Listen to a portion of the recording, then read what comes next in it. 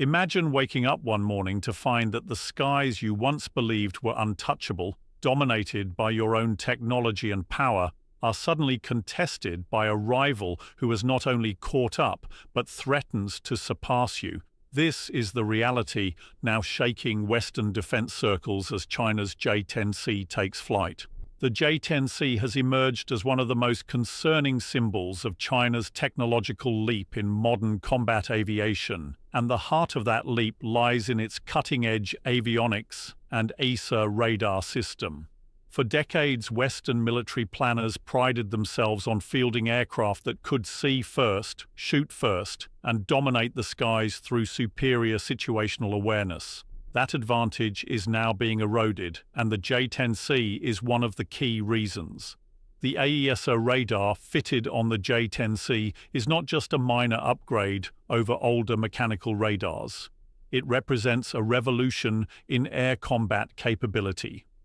Active electronically scanned array technology allows a fighter to simultaneously track multiple targets at different ranges, jam hostile radar, and resist jamming attempts from the enemy. In essence, it gives the J-10C an electronic shield and sword rolled into one. Western analysts are particularly unsettled because these features were once the exclusive domain of advanced Western fighters such as the F-35, F-22, and Eurofighter Typhoon. Now Beijing is fielding an aircraft with similar tools at a fraction of the cost, which changes the entire calculus of aerial encounters. The J-10C's avionics suite further integrates data link capabilities, meaning it doesn't fight alone, but as part of a broader network, communicating with ground-based sensors, drones, and other aircraft to share a real-time picture of the battle space. This makes the aircraft far more dangerous than a single platform because it operates as a node within an integrated combat system. Western pilots, trained to rely on superior technology, now face an adversary that can match their ability to detect, track, and engage targets across vast distances. The fear is not just that the J-10C can rival Western fourth-generation fighters, but that in large enough numbers, with coordinated tactics and electronic warfare backing, it could overwhelm the technological superiority that NATO air forces have long considered unshakable. This radar system symbolizes China's determination to close the gap and perhaps even tilt the balance of power in future aerial conflicts, leaving Western defense circles in no doubt that the age of uncontested Western dominance in the skies is under real threat. The integration of the PL-15 long-range missile with the J-10C has amplified Western defense anxieties in ways that go far beyond a simple upgrade in firepower. For years, Western air dominance relied heavily on the AIM-120 AMRAAM, a missile that provided NATO fighters with a decisive edge in beyond visual range engagements. However, the arrival of the PL-15, with its reported range of over 200 kilometers, potentially exceeding that of the AMRAAM, has disrupted this delicate balance. In aerial combat, range is everything because the aircraft that can fire first often dictates the outcome of the battle. The PL-15's range means that J-10C pilots may be able to engage enemy aircraft before Western fighters even get close enough to respond. This shifts the dynamics of air encounters, turning what was once a comfortable margin of superiority for Western pilots into a dangerous zone of vulnerability. What makes this even more concerning is that the PL-15 is believed to be equipped with an advanced active radar seeker and data link capability, enabling mid-course updates and terminal guidance adjustments. This increases its kill probability significantly, making it harder for Western aircraft to evade even if they detect the missile early. Combined with the J-10C's AESA radar, which enhances targeting and missile guidance, the aircraft becomes a formidable long-range hunter capable of neutralizing threats before they pose a direct challenge.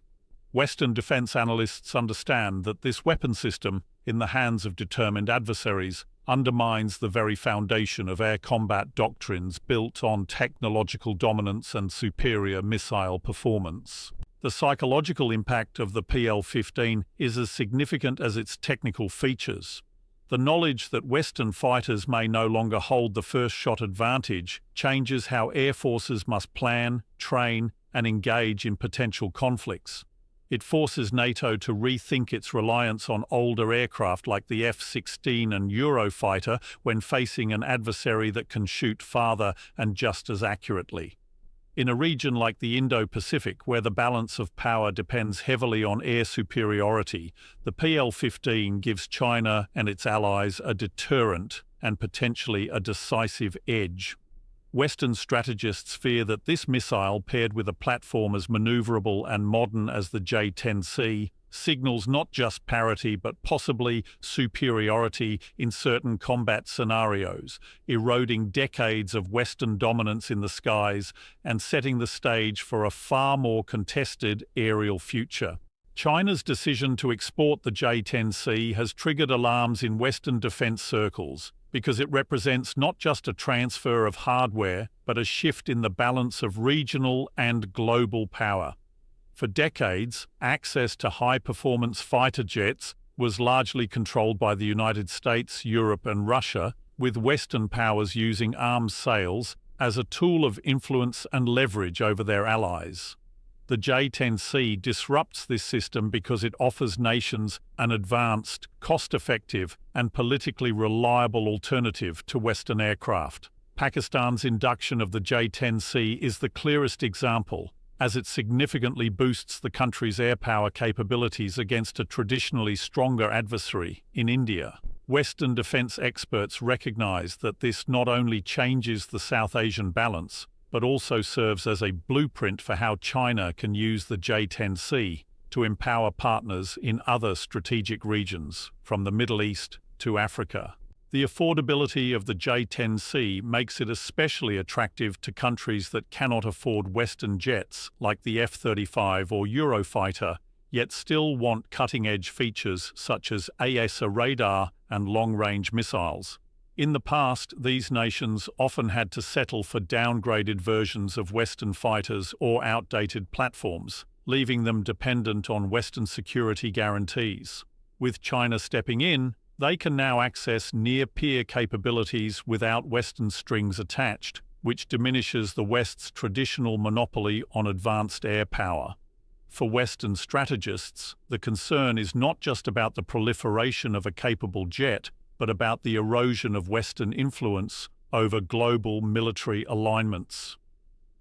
Every J-10C sale represents a deepening of China's military-industrial ties with another nation, creating long-term dependencies in training, maintenance, and doctrine. What unsettles Western defense circles further is that the J-10C is not an isolated export, but part of a broader Chinese strategy to integrate partner air forces into its own sphere of influence. The more nations that operate the jet, the more China can standardize its weapons, logistics, and tactical networks globally. This creates the possibility of a parallel ecosystem of military power outside of Western control, where countries once dependent on NATO or the US for security assistance now align themselves with Beijing. The J-10C's export success thus becomes more than a question of fighter jets. It is a vehicle for geopolitical realignment, one that chips away at the foundations of Western dominance and signals a new era where Chinese air power is no longer confined within its borders, but projected through the arsenals of its allies. One of the most alarming aspects of the J-10C program for Western defense analysts is its affordability, combined with China's ability to mass-produce it at speed, which creates a multiplier effect that threatens to overwhelm traditional Western advantages in quality and exclusivity. Historically, Western air forces have relied on expensive technologically advanced aircraft such as the F-35, F-22, and Eurofighter Typhoon, banking on the notion that smaller fleets of superior fighters could dominate larger numbers of less advanced jets. The J-10C challenges this principle because it delivers many of the same capabilities: AESA radar, advanced avionics, long-range weapons, and network integration at a fraction of the price. This means that nations operating under tighter defense budgets can now purchase squadrons of advanced fighters without crippling their economies, a luxury rarely afforded with Western jets. For countries like Pakistan, this affordability is not just an economic advantage, but a strategic one, as it enables them to rapidly modernize their air force without the years of negotiation, political pressure, and financial strain that come with buying American or European fighters. The production capacity is another factor that heightens Western concern. China's state-controlled defense industry can churn out aircraft at a rate that Western manufacturers, constrained by politics, regulations, and cost overruns, cannot match. This mass production capability means that Beijing can not only meet its own military demands, but also quickly supply allies and partners. The danger for the West lies in the possibility of rapid shifts in regional balances of power. If China decides to flood a conflict zone or an allied nation with dozens of J-10Cs, the strategic advantage could tip overnight. Western air power strategies, built around small numbers of ultra-expensive fighters supported by complex logistics, suddenly look vulnerable when adversaries can field larger fleets of advanced, affordable jets in much shorter timeframes. For Western defense circles, the affordability and production speed of the J-10C also create an uncomfortable long-term reality: the potential democratization of advanced air combat technology. What was once the domain of a few wealthy nations could soon become accessible to a far wider group of states, many of which may not align with Western security interests. This prospect forces NATO planners to consider scenarios where Western aircraft face not just peer competitors, but also coalitions of smaller nations equipped with comparable capabilities supplied by Beijing. In such a world, quantity begins to rival quality, and the traditional Western assumption that costlier technology ensures supremacy is thrown into doubt, leaving strategists grappling with the idea that they may soon be outproduced and outnumbered in the skies. Western defense circles have long operated under the doctrine that air superiority is guaranteed by technological supremacy, a belief rooted in decades of dominance by fighters like the F-15, F-16, F-22, and now the F-35. The arrival of the J-10C directly undermines this foundation, challenging the very assumptions upon which Western strategies have been built. The aircraft combines high maneuverability, cutting-edge avionics, and long-range missile systems, making it a true 4.5-generation fighter that narrows the gap with NATO's finest. This is not a theoretical challenge, but a practical one, because the J-10C's capabilities directly threaten the traditional Western edge in beyond visual range combat and electronic warfare. Western militaries designed their doctrines around the expectation that any potential adversary would be technologically inferior, relying on numbers rather than sophistication. The J-10C flips that equation, offering a platform that is not only advanced, but widely exportable, forcing Western strategists to rethink their reliance on small fleets of ultra-expensive jets that may no longer dominate the skies as easily. This doctrinal challenge extends beyond combat performance and into the psychology of planning and deterrence.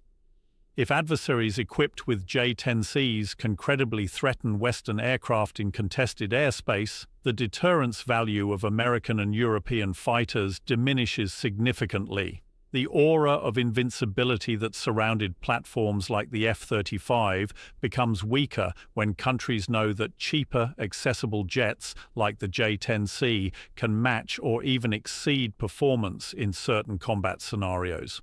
For Western defense establishments, this is particularly unsettling because it undermines the very premise of power projection, sending advanced fighters into conflict zones as a visible symbol of dominance.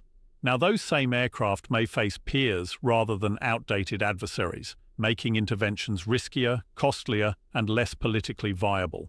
The J-10C also compels Western air forces to reconsider their training, tactics, and procurement strategies. No longer can they assume uncontested airspace or rely on missile range advantages, because platforms like the J-10C, equipped with PL-15s, present a serious first-shot capability. This forces NATO and its allies to invest more heavily in countermeasures, stealth, and integrated systems to maintain the edge, driving costs even higher while China continues to offer affordable alternatives to others. The J-10C is therefore more than just a fighter jet. It is a disruptive force that strikes at the core of Western military doctrine, signaling that the age of guaranteed Western superiority in the air has entered a period of profound uncertainty and contestation. The J-10C does not merely represent an aircraft upgrade, but a powerful tool of geopolitical influence. And this is what deeply unsettles Western defense circles. Air power has always been more than just about controlling the skies. It is a visible expression of national strength, deterrence, and global reach. When China exports the J-10C, it is not simply selling a machine. It is embedding itself into the military infrastructure of another nation, fostering long-term dependence on Chinese training, maintenance, spare parts, and tactical doctrine. This is how influence spreads, not with speeches or treaties, but with the practical reality that a country's frontline fighters rely on Beijing's defense industry for survival and effectiveness. For Western strategists, this erosion of monopoly in the global arms market means that the United States and Europe can no longer guarantee influence through arms sales, a strategy that has underpinned alliances and security arrangements for decades. What heightens the concern is that the J-10C is being exported at a time when many nations are seeking to diversify away from Western dependency. Countries that once had no choice but to buy American F-16s or European fighters now see in the J-10C a chance to acquire high-tech capabilities without being subjected to political strings, sanctions, or restrictions. This not only gives these countries more autonomy, but also shifts their strategic loyalties over time. Once pilots train on Chinese jets, once maintenance crews depend on Chinese parts, and once doctrines evolve to fit Chinese systems, the geopolitical alignment naturally tilts eastward. This is precisely how the West fears losing not just markets, but influence over entire regions, where air power plays a decisive role in security and deterrence. Western defense analysts also recognize that every J-10C exported is a stepping stone in China's larger ambition to create a parallel defense network rivaling NATO's web of interoperability. By equipping multiple countries with standardized platforms, Beijing can foster shared tactics, training exchanges, and coordinated strategies that bind those nations more closely to China's strategic orbit. This is not just military sales, it is quiet alliance building through air power. For Western powers who have relied on air dominance to project authority and shape global politics, the proliferation of the J-10C represents a serious erosion of that leverage.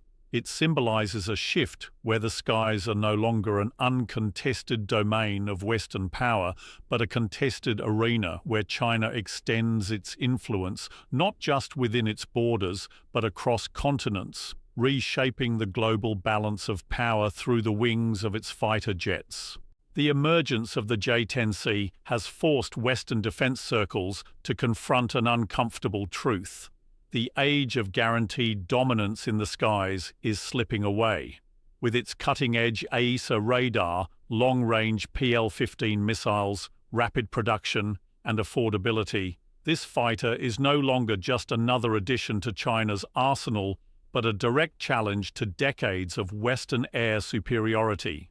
Its export to nations like Pakistan signals not only a military shift, but a geopolitical one, where China leverages air power to expand influence and redraw alliances. For the West, the J-10C is more than a jet. It is a symbol of a new era where the monopoly on advanced technology has ended, where adversaries can strike first, and where the balance of power in the air is tilting. The alarm bells are ringing not because of what the J-10C is today, but because of what it represents for tomorrow. A contested future where Western skies are no longer safe by default, and where the world must now prepare for a new chapter in aerial warfare written not in Washington, London, or Paris, but in Beijing.